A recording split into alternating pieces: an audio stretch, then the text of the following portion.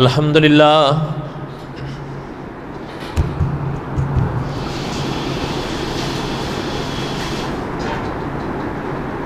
الحمدللہ نحمده ونستعینه ونستغفره ونؤمن به ونتوکل علیہ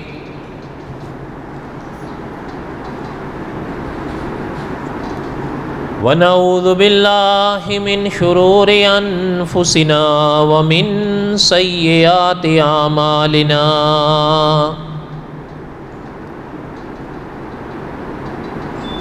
من يهده الله فلا مضل له ومن يضلله فلا هادي له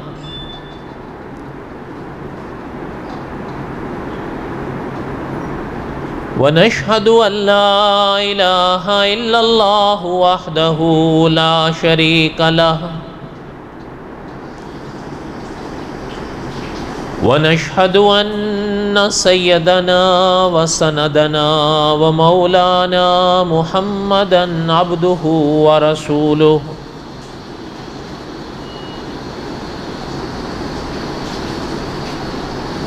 أما بعد أعوذ بالله من الشيطان الرجيم بسم الله الرحمن الرحيم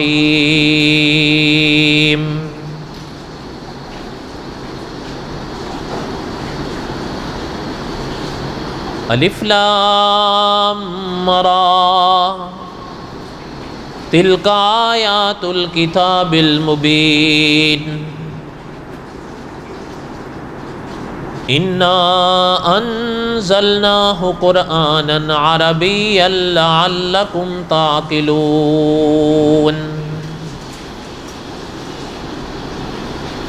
نحن نقص عليك احسن القصص بما اوحينا اليك هذا القرآن وَإِن كُنْتَ مِن قَبْلِهِ لَمِنَ الْغَافِلِينَ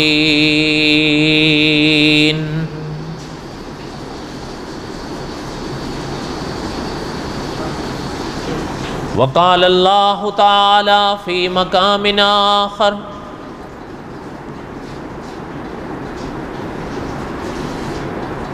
إن الله اصطفى آدم ونوحا وآل إبراهيم وآل عمران على العالمين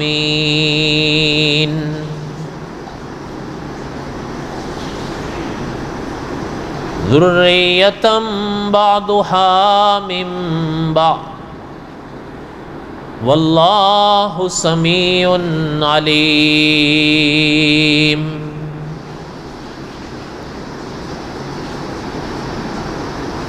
وقال النبي صلى الله عليه وسلم كلكم بنو آدم وآدم خلق من تراب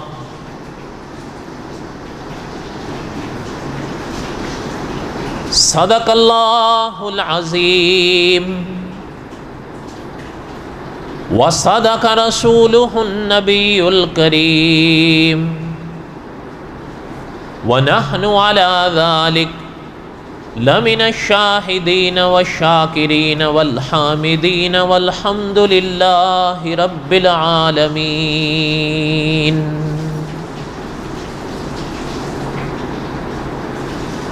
اللهم صل على محمد وعلى آل محمد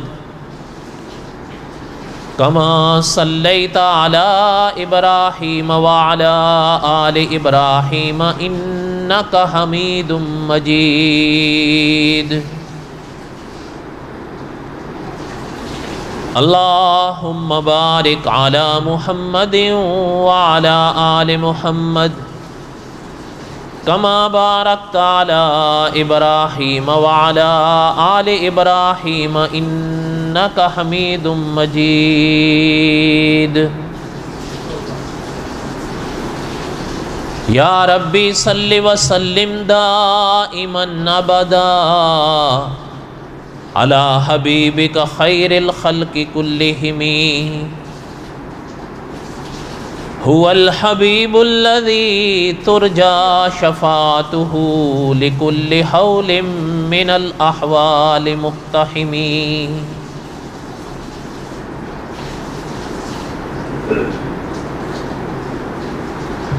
ہمہ قسم کی حمد و ثنا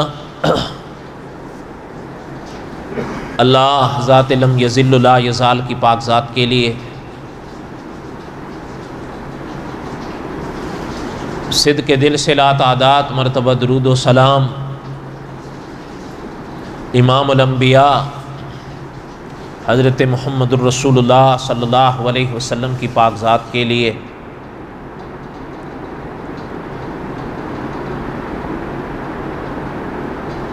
قصص الانبیاء علیہم الصلاۃ والسلام اور حضرت موسیٰ علیہ الصلاۃ والسلام کے واقعات کو میں دہرا رہا تھا.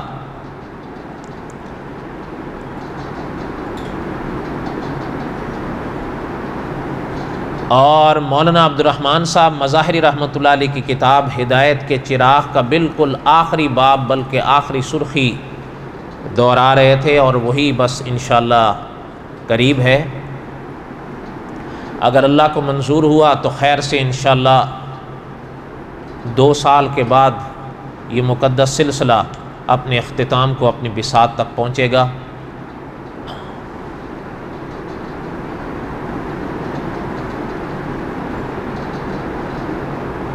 اور کوئی تعجب کی بات بھی نہیں، اس لیے کہ علماء نے لکھا ہے کہ اللہ کے انبیاء علیہم الصلاۃ والسلام میں 3 اللہ کے انبیاء علیہم السلام ایسے ہیں کہ جن کے تذکرے کلام پاک میں سب سے زیادہ ہیں. ان میں ایک حضرت موسیٰ ہیں علیہ الصلاۃ والسلام، جن کے واقعات کلام پاک میں بہت کثرت کے ساتھ بیان ہوئے ہیں.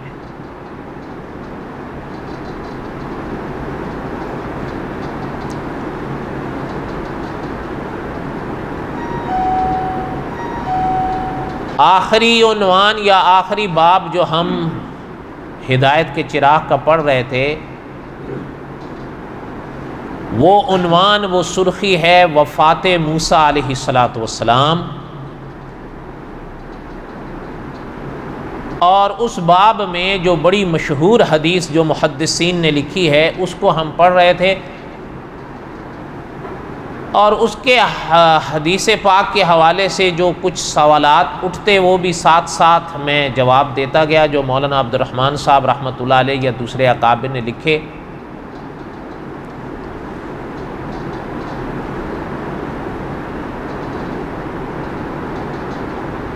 فرشتے والا وہ واقعہ یہاں تک ہم پڑھ پائے تھے کہ حضرت موسیٰ علیہ الصلاۃ والسلام کے لیے اللہ تعالیٰ نے پیغام دے کر اپنے ان فرشتے کو پھر بھیجا حضرت کلیم علیہ الصلاۃ والسلام کے پاس کہ پھر جاؤ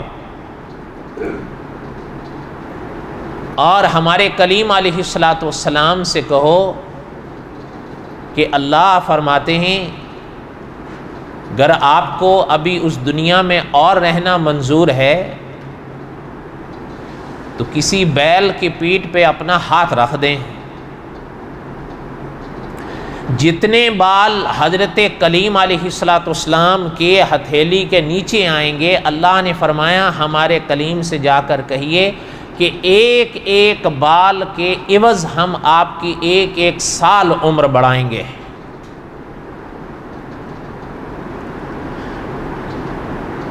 علماء نے لکھا ہے کہ حضرت موسیٰ علیہ الصلاۃ والسلام کے پاس اللہ کے وہ فرشتے پھر آئے، اور یہ بات مولانا عبد الرحمن صاحب مظاہری رحمۃ اللہ علیہ نے لکھی ہے کہ جب معاً وہ فرشتہ غائب ہوا تھا تو حضرت موسیٰ علیہ الصلاۃ والسلام سمجھ گئے تھے کہ یہ معاملہ اس جہاں کا نہیں دوسرے جہان کا تھا. اب جب وہ پھر آئے تو مولانا عبد الرحمن صاحب رحمۃ اللہ علیہ نے لکھا ہے کہ حضرت کلیم علیہ السلام کی بھی کیفیت بدل چکی تھی، کیونکہ اب بات واضح ہو گئی تھی۔ تو حضرت کلیم علیہ السلام کو آ کر ان فرشتے نے اللہ کا پیغام سنایا۔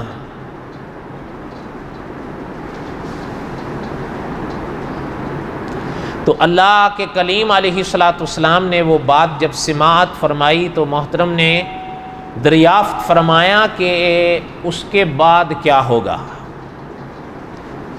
علماء نے لکھا ہے کہ اللہ کے فرشتے نے فرمایا کہ حضرت اس کے بعد آخر پھر بھی موت ہے۔ اسی باب اور اسی موقع کے عنوان سے یا ضمن میں علماء نے یہ بات بھی لکھی ہے کہ غالباً مولانا حفظ الرحمن سیو ہاروی رحمۃ اللہ علیہ نے کہ یہ بات یا یہ جملہ ذہن میں مجھے اور آپ کو تازہ رکھنا چاہیے کہ کوئی بھی ہو، ان کی شان کتنی ہی بڑی کیوں نہ ہو، جب مخلوق ہیں تو ایک نہ ایک دن انہوں نے یہ جہان چھوڑنا ہے، جلدی چھوڑ دیں دیر سے چھوڑ دیں، بہرحال چھوڑنا ہے، اس لیے کہ کل من علیہا فان وَيَبْقَى وَجْهُ رَبِّكَ ذُو الْجَلَالِ وَالْإِكْرَامِ، بقا صرف اللہ کی پاک ذات کو ہے، باقی جو اللہ کی مخلوق ہے اس نے ایک نہ ایک دن یہ دنیا چھوڑنی ہے۔ اس لیے علماء نے لکھا ہے کہ مجھے اور آپ کو ظاہر ہے یہ دنیا اسباب کا گھر ہے، انسان یہاں محنت بھی کرتا ہے اور کرنی چاہیے، لیکن علماء نے لکھا ہے کہ انسان محنت کرے خوب کرے، اس سے کوئی منع نہیں کرتا، لیکن ایک دن جسے میرے اور آپ کی زندگی کا آخری دن کہا جاتا ہے اسے ہمیشہ اپنے ذہن میں تازہ رکھنا چاہیے۔ اگر انسان وہ لمحات تازے رکھے گا، علماء نے لکھا ہے تجربہ یہ ہے کہ پھر بڑے بڑے گناہوں سے بچے گا، پھر نیک اعمال کی بھی اس کو توفیق ہوگی اور ہمت بھی حاصل ہوگی۔ اگر کوئی انسان اللہ نہ کرے موت سے غافل ہو جائے تو یہ غفلت اس کی آخرت کو برباد کر سکے۔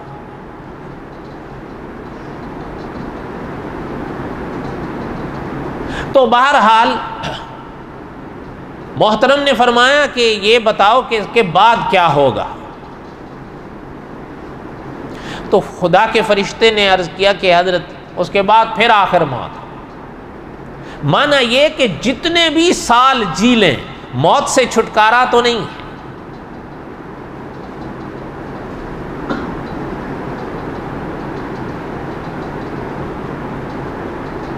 بڑی پرانی بات ہے،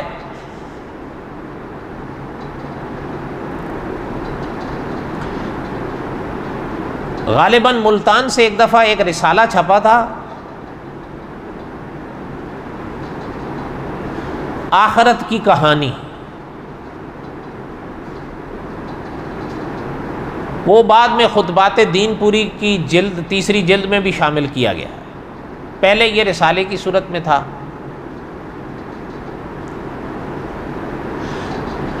اس رسالے میں مولانا عبد الشکور دین پوری رحمۃ اللہ علیہ نے بڑے عجیب و غریب اقوال جمع کیے ہیں، سمجھ کے لیے، حکمت کے لیے، فکر آخرت کے لیے۔ حضرت نے اس میں ایک بات لکھی ہے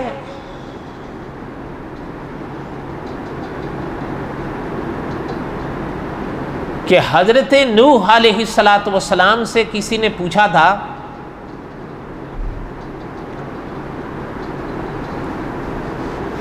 کہ حضرت آپ نے اتنی عمر پائی ہے،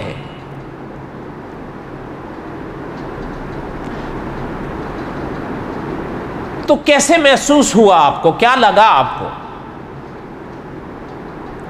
اچھا، یہ بات بھی ذہن میں آپ تازی رکھیں کہ اگرچہ یہ واقعہ یا یہ بات تو کلام پاک میں نہیں ہے، لیکن یہ بات کلام پاک میں ضرور ہے کہ حضرت نوح علیہ السلام کی عمر بہت تھی، یعنی جو کلام پاک کی آیت ہے اس سے صاف پتہ چلتا ہے کہ محترم کی عمر بہت تھی۔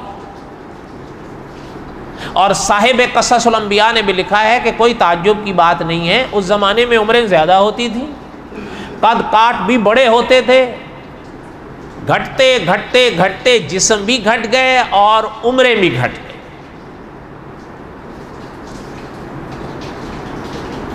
ہر زمانے کا قدرت نے ایک اپنا نظام رکھا ہے،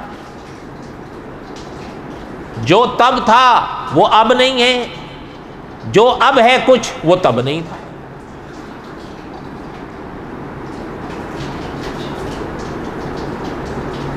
تو مولانا دین پوری رحمۃ اللہ نے فرمایا کہ حضرت سے کسی نے پوچھا کہ حضرت آپ نے کیا محسوس کیا؟ تو محترم نے بڑا عجیب جواب دیا جو حضرت دین پوری رحمۃ اللہ علیہ نے لکھا ہے تاریخ کے حوالے سے، کہ حضرت کے یہ جملے ملتے ہیں پرانی کتابوں میں کہ حضرت نے فرمایا تھا کہ جو 1000 سال کی زندگی ہمیں ملی قدرت کی طرف سے، وہ ایسے بیتی ہے ہمیں یوں محسوس ہوا کہ ایک دروازے سے ہم داخل ہوئے دوسرے سے نکل گئے۔ اچھا، اب یہ ذرا آپ غور فرمائیں کہ جن کو 1000 سال کی زندگی ملی، جب وہ یہ فرما رہے ہیں تاریخ کے حوالے سے کہ ہمیں یوں محسوس ہوا کہ ایک دروازے سے داخل ہوئے دوسرے سے نہیں، تو علماء نے سبق کے لیے لکھا ہے کہ جب آپ کی اور ہماری عمر تو ہے ہی 60 سال۔ حضرت چنوٹی صاحب رحمۃ اللہ علیہ فرمایا کرتے تھے اس امت کی عمر یہی ہے، اگر اس سے اوپر کوئی جاتا ہے تو وہ نفع ہے، کسی کے 10 سال نفع بڑھ جائے گا، 20 بڑھ جائے گا، 40 بڑھ جائے گا، لیکن فرمایا کہ عام طور پر اس امت کا جو اپنا عمر کا سلسلہ ہے وہ 60 سال۔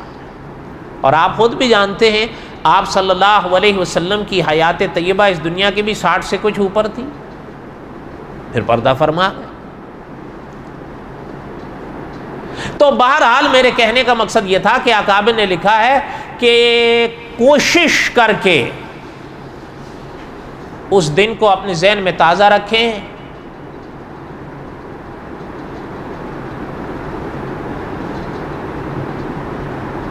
ایک عالم تھے،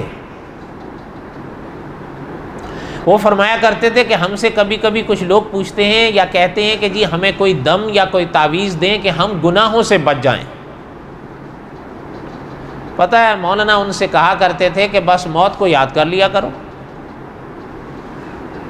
وہ فرماتے تھے گناہوں سے بچنے کا سب سے بڑا نسخہ یہی ہے کہ موت کو یاد۔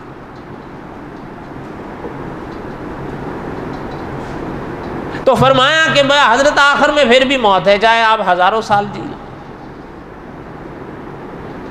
مولانا عبد الرحمن صاحب مظاہری رحمۃ اللہ علیہ لکھتے ہیں کہ حضرت موسیٰ علیہ السلام نے فرمایا کہ بھائی جب آخر میں پھر موت ہے تو پھر جب تب ہے تو اب صحیح، بس حضرت لیٹے۔ اور مولانا عبد الرحمن صاحب مظاہری رحمۃ اللہ علیہ فرماتے ہیں کہ اس لیٹنے کے موقع پر حضرت کلیم علیہ السلام نے اللہ کی پاک بارگاہ میں ہاتھ اٹھائے اور فرمایا اللہ، آپ کو یاد ہوگا ہم نے پہلے پڑھا ہے، یا اگر ذہن میں نہ ہو تو ذہن میں تازہ کر لیں، حضرت موسیٰ علیہ السلام کا یہ آخری جو لمحات تھے یہ وادی تی کا واقعہ ہے، اور وادی تی میں بنی اسرائیل کیوں قید ہوئے تھے یہ سب ہم پہلے پڑھ لیے۔ حضرت کلیم علیہ السلام کی زندگی میں پھر یہ وہاں سے نہیں نکل سکے۔ حضرت ہارون علیہ السلام تو حضرت موسیٰ سے بھی پہلے وفات فرما گئے تھے۔ حضرت موسیٰ علیہ السلام پھر ان کے بعد کچھ عرصہ رہے، اور اس موقع پر علماء نے لکھا ہے کہ حضرت موسیٰ علیہ السلام نے ہاتھ اٹھائے اللہ کی پاک بارگاہ میں اور فرمایا کہ اللہ، میری آپ سے دعا ہے کہ مجھے ارض مقدس کے قریب کر دیں۔ حضرت کی یہ تمنا تھی کہ اخیر اور آخرت جو زندگی میں انسان کو ملتی ہے وہ مجھے ارض مقدس میں آئے۔ اب وادی تی میں وہ بنی اسرائیل کی وجہ سے رہے، اچھا، علماء نے لکھا ہے، مولانا عبد الرحمن صاحب مظاہری رحمۃ اللہ علیہ اور دوسرے حضرات نے، کہ اب ظاہر ہے ہمارے اکابر فرمایا کرتے تھے کہ یہ اللہ کی شان ہے، جب اللہ کے نبی اللہ کی پاک بارگاہ میں یوں ہاتھ اٹھائیں تو یوں ہونے سے پہلے اللہ قبول فرماتے ہیں۔ علماء نے لکھا ہے اللہ نے اپنی قدرت سے اسی لمحے حضرت کلیم علیہ الصلوۃ والسلام کو وادی ارض مقدس کے قریب کر دیا۔ اللہ کے لیے تو کوئی مشکل نہیں ہے، اس لیے کہ اللہ وہ پاک ذات ہیں کہ جن کی شان انبیاء علیہ الصلوۃ والسلام نے بتائی کہ علی کل شیء قدیر۔ اچھا، جب یہ مرحلہ حضرت موسیٰ علیہ الصلوۃ والسلام کا اخیر یہ ہوا کہ اللہ کا جو حکم ہوا تو حضرت موسیٰ علیہ الصلوۃ والسلام کی پاک روح پرواز کر۔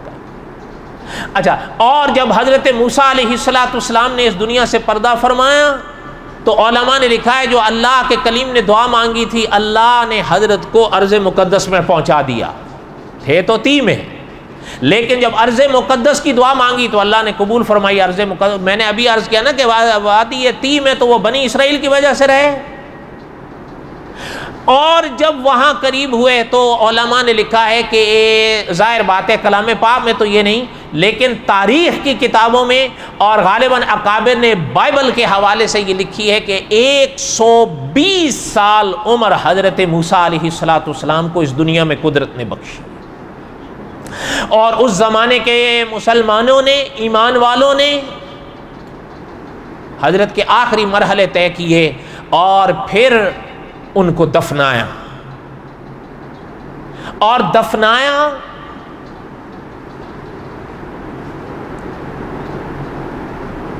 بعض مورخ لکھتے ہیں کہ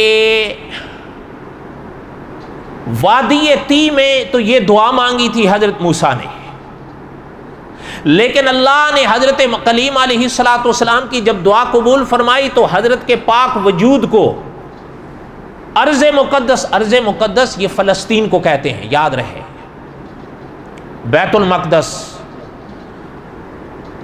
جب وہاں پر حضرت کے پاک وجود آیا اللہ کی قدرت سے، حضرت کا آخر وہیں ہوا، تو حضرت کو جب ان زمانے کے مسلمانوں نے دفنایا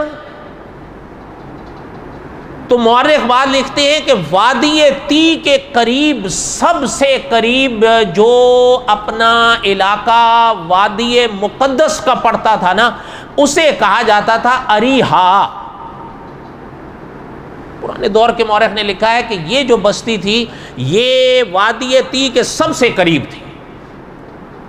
یہاں اس زمانے کے ایمان والوں نے حضرت کلیم علیہ الصلوۃ والسلام کو دفنایا، اور آگے پھر یہ بھی دوسرے اکابر نے لکھا ہے کہ حضرت کلیم علیہ الصلوۃ والسلام کی قبر کے نشانوں میں سب سے ثبوت کے لحاظ سے اگر کوئی مضبوط ہے ان اقوال کی نسبت سے تو وہ یہی کہ اریحا کی جو وادی تھی اس زمانے میں یہ وادی تی کے سب سے قریب تھی، اور یہیں حضرت موسیٰ علیہ الصلوۃ والسلام کو اللہ پاک نے دعا کے صدقے میں منتقل فرمایا، اور اس زمانے کے ایمان والوں نے انہیں وہیں دفنایا۔ لیکن اگلی بات پڑھنے سے پہلے ایک موٹی سی بات آپ ذہن میں تازی رکھیں کہ صاحب قصص الانبیاء نے لکھا ہے، مجھے نہیں پتا پہلے شاید میں نے یہ دہرائی ہو، مجھے ایسا یاد پڑ رہا ہے حضرت آدم علیہ الصلوۃ والسلام کے واقعات میں، لیکن ظاہر ہے کئی سال گزر گئے، ایک بات کو ذہن میں تازہ کر لیں کہ صاحب قصص الانبیاء نے اس موقع پر لکھا ہے کہ یہ موٹی سی بات یاد رکھیں کہ حضرت آدم سے لے کر حضرت یحییٰ علیہ الصلوۃ والسلام تک حضرت عیسیٰ بن مریم ابھی حیات ہیں، اور یہ یاد رہے کہ حضور علیہ الصلوۃ والسلام نے پیش گوئی فرمائی ہے کہ حضرت عیسیٰ بن مریم جب واپس آئیں گے وہ ہمارے پاس دفن ہوں گے، اس لیے میں ابھی حضرت عیسیٰ کی بات نہیں کر رہا ہوں، اس لیے حضرت یحییٰ تک رکا ہوں کہ صاحب قصص الانبیاء نے فرمایا حضرت آدم سے لے کر حضرت یحییٰ تک علیہ الصلوۃ والسلام جو اللہ کے نبی اس دنیا سے پہلے پردہ فرما گئے، وہ یہ یاد رہیں وہ ان کے قبور کے بارے میں کہیں کہیں کئی اقوال ملتے ہیں. مثال کے طور پر ایک موٹی سی مثال ہے, حضرت آدم علیہ السلام کو لیں تو بعض فرماتے ہیں کہ وہ کوہ آدم کی وادی میں دفن ہے, بعض فرماتے ہیں وہ ہند میں دفن ہے, بعض فرماتے ہیں کہ وہ علاقہ یہ سارا کوہ آدم والا جو تھا یہ ہند ہی تھا اس زمانے میں, اس لیے وہ دونوں قولوں کو شاید جمع کرتے ہیں. پھر بعض فرماتے ہیں کہ حضرت آدم علیہ السلام مکہ مکرمہ میں دفن ہے, بعض فرماتے ہیں کہ شام میں دفن ہے. اچھا کتنے ہوئے؟ کم از کم 3-4 تو ہو گئے. اچھا اسی طریقے سے آپ اور بھی آگے چلتے جائیں کہ یعنی کہنے کا مقصد یہ ہے کہ صاحب قصص الانبیاء نے لکھا ہے کہ یہ یاد رہے حضرت آدم سے لے کے حضرت یحییٰ علیہ السلام تک انبیاء علیہ السلام کی قبور مقدسہ کے بارے میں کئی اقوال ملتے ہیں. یہاں ہیں, وہاں ہیں, وہاں ہیں, یہاں ہیں. آگے انہوں نے لکھا ہے یہ بات یاد رہے کہ ماں سوائے قبر نبی محمد مصطفیٰ صلی اللہ علیہ وسلم کے کسی اللہ کے نبی کی قبر کا نشان یقین کے ساتھ ثابت نہیں ہے.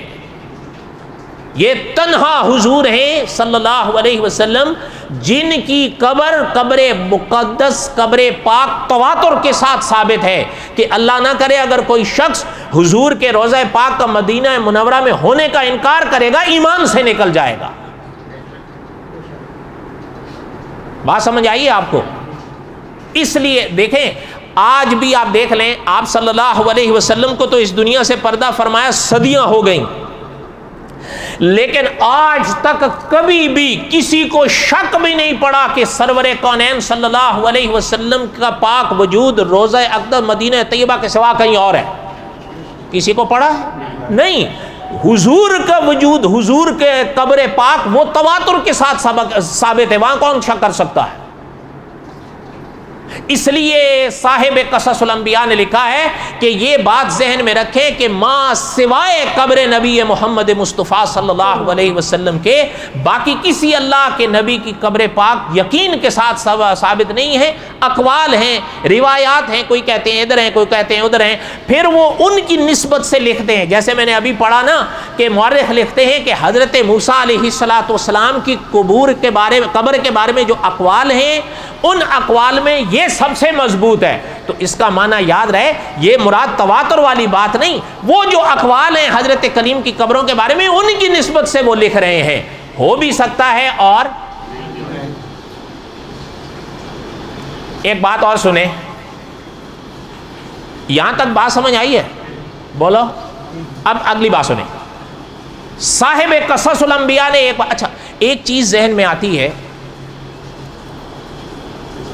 آپ کو یاد ہوگا حضرت موسیٰ علیہ السلام کے واقعات کے ابواب پڑھنے کے موقع پہ میں نے ایک بائبل کے حوالے سے ایک بات پڑھی تھی, یہاں پڑھ کر سنائی تھی. وہ خود بھی کہ اس میں بائبل میں بھی یہی لکھا ہے کہ حضرت موسیٰ کی قبر کا اب نشان بھی کسی کو پتہ نہیں رہا. یاد ہوگا آپ کو.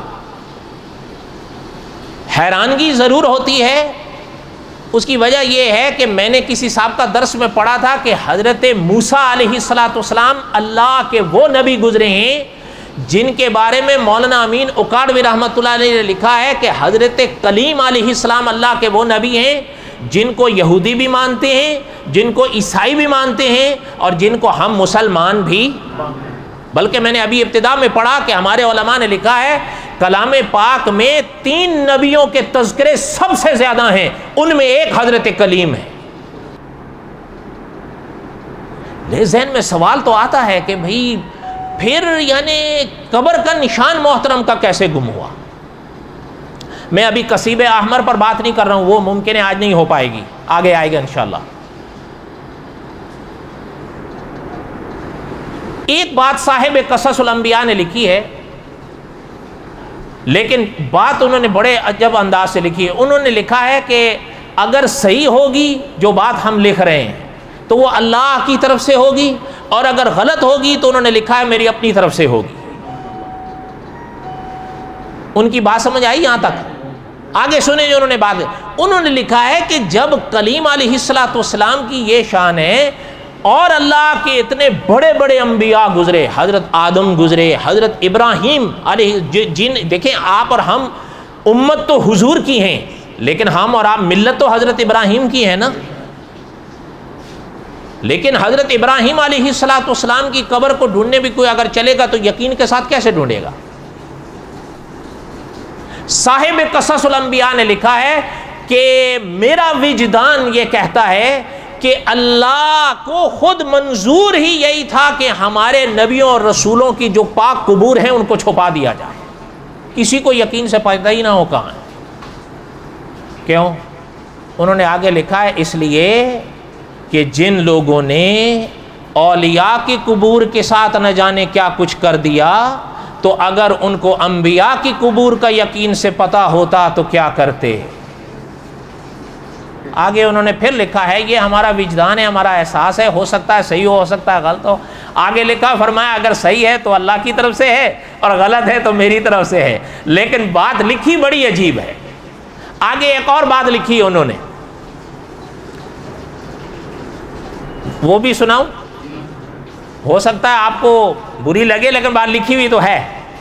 انہوں نے لکھا ہے کہ اللہ کی مہربانیاں ہیں یہ کہ انبیاء علیہ السلام کی قبور کی نشان یقین. اچھا سرور کون ہے؟ میں نے پہلے انہی کی عبارت ہے کہ ما سوائے قبر نبی محمد مصطفیٰ صلی اللہ علیہ وسلم کے کسی کی قبر یقین کے ساتھ ثابت نہیں. لیکن حضور کی قبر پر تو دعا سپاہی بن کے کھڑی ہوئی ہے. یہ حضوری کی دعائیں ہیں نا. قاری عبداللہ یابی صاحب رحمۃ اللہ علیہ فرمایا کرتے تھے کہ وہ جو سپاہی ہیں وہ حضور کی دعائیں بن کے کھڑی ہوئی ہیں.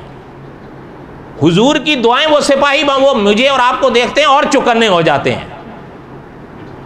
صحیح بات ہے غلط بات ہے؟ اس لیے میں اور ہمارے والے بھی جو کچھ کرتے ہیں ادھر ہی کرتے ہیں، وہاں ادھر ان کی بھی جرت نہیں ہوتی. کہنے کا مقصد یہ ہے انہوں نے لکھا ہے آگے کہ اللہ کی شان ہے، اللہ نے اپنے انبیاء علیہ السلام کی پاک قبور کو یہ نشانات کو چھپا دیا ورنہ پتہ نہیں کیا ہوتا. پھر آگے انہوں نے ایک بات لکھی ہے، آپ اتفاق کریں اختلاف کریں. دیکھیں آج تو آپ کے پاس دنیا آپ کی انگلیوں میں ہے، آپ دیکھ سکتے ہیں، اس بات کو چیک بھی کر سکتے ہیں. انہوں نے لکھا ہے کہ یہ دیکھیں جو سال بار کہیں نہ کہیں قبور پر اکٹھے ہوتے ہیں اس کو عرس کا نام دیا جاتا ہے نا. انہوں نے لکھا ہے کہ عرس کس کو کہتے ہیں؟ آخر یہ لفظ ہے تو اس کا کوئی معنی بھی ہوگا نا. انہوں نے لکھا ہے، صاحب قصص الانبیاء نے لکھا ہے کہ بلکہ آگے انہوں نے لکھا ہے کہ کوئی بھی شخص چاہے، اب تو دنیا انگلیوں میں ہے کہیں بھی دیکھ لو. انہوں نے لکھا ہے کہ عرس عربی کا لفظ ہے اور عربی میں عرس کہتے ہیں شادی کو. آگے انہوں نے لکھا ہے عریس کہتے ہیں دولہے کو، عریسہ کہتے ہیں دلہن کو، اور عرس کہتے ہیں شادی. انہوں نے آگے پھر یہ سوال ڈالا ہے کہ آپ خود سوچ لو کہ یہ جو سال بعد اکٹھا ہوا جاتا ہے اس کا نام جو ہے عرس کس خوشی میں رکھا ہے؟ شادی ہو رہی ہے کس کی ہو رہی ہے؟ کس کے ساتھ ہو رہی ہے؟ ہم تو سوال ہی کر سکتے ہیں.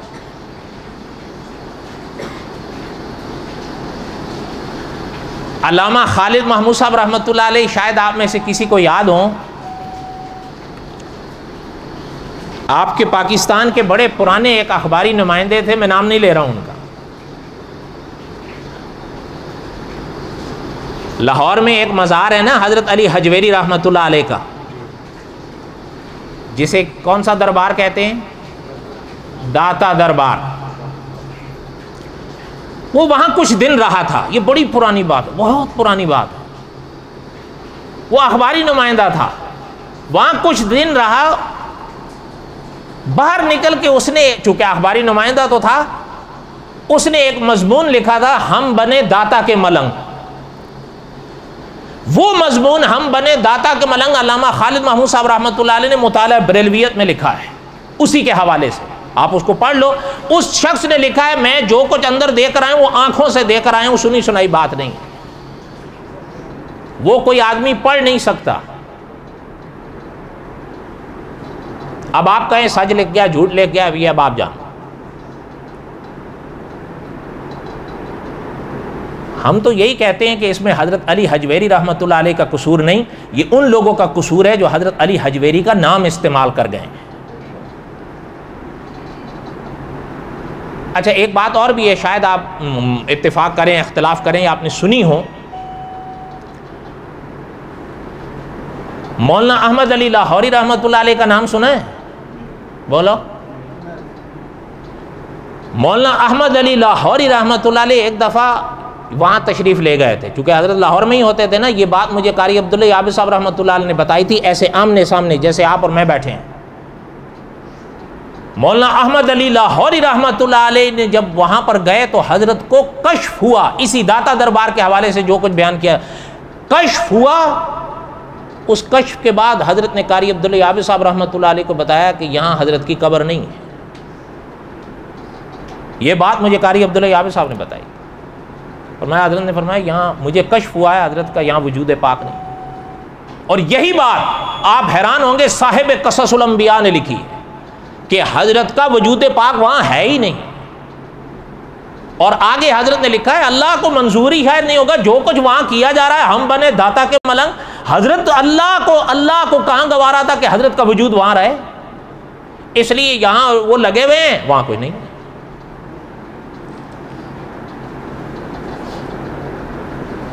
ایک بات اور یاد آئی لیکن چلیں اب ساری نہیں اب ساری میری باتیں تو ختم ہوتی نہیں، لیکن یہاں تک کوئی بات آپ کو سمجھ آئی ہے؟